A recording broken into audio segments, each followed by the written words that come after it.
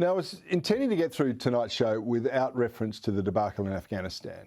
My rationale was that I've actually got nothing positive to say about it, and I do not want to diminish the service of our men and women who were part of a 20-year war.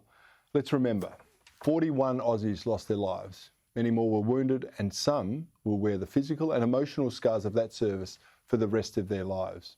They did it for us, and they did us proud.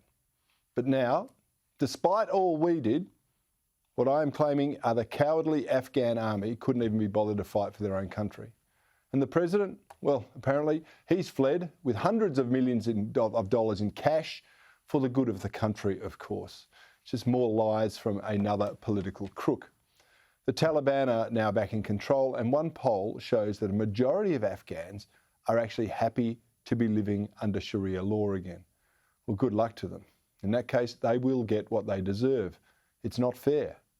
You know, there's been a whole group of people there that have lived their entire lives under the coalition rule or under, you know, the support of US forces, and they've been abandoned. It is an appalling circumstance. But what is also appalling, and I find rather extraordinary, is how the Western media, who repeatedly demonstrate the contempt they have for their own culture, seem to have embraced the regime change. Now, here's Clarissa Ward from where else but CNN. They're just chanting death to America, but they seem friendly at the same time. It's utterly bizarre.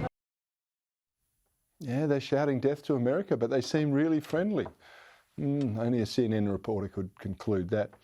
And here's a reminder that Twitter has banned Donald Trump, but it seems happy to let the Taliban enjoy some free speech over there.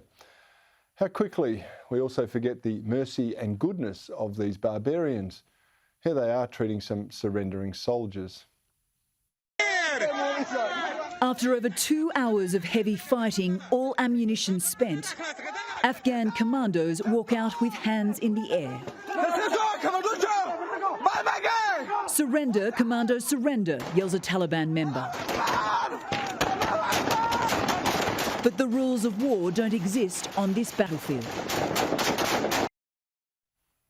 They're a disgrace. Now, I also haven't heard any of the Western media lecture the Taliban about the importance of masks, or heard some shrieking Karen tell them, stay socially distanced. Instead, the Taliban have actually been giving them a lecture on hypocrisy. This question should be asked to those people who are claiming to be promoters of freedom of speech, who do not allow publication of all information. I can ask Facebook company. This question should be asked to them. Yeah, the Taliban haven't been banned from Facebook, have they?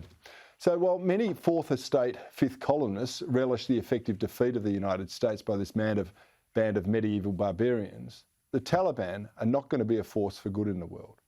And when, as inevitably it will, the hard stuff does hit the fan, there's going to be no one to call to clean up the mess.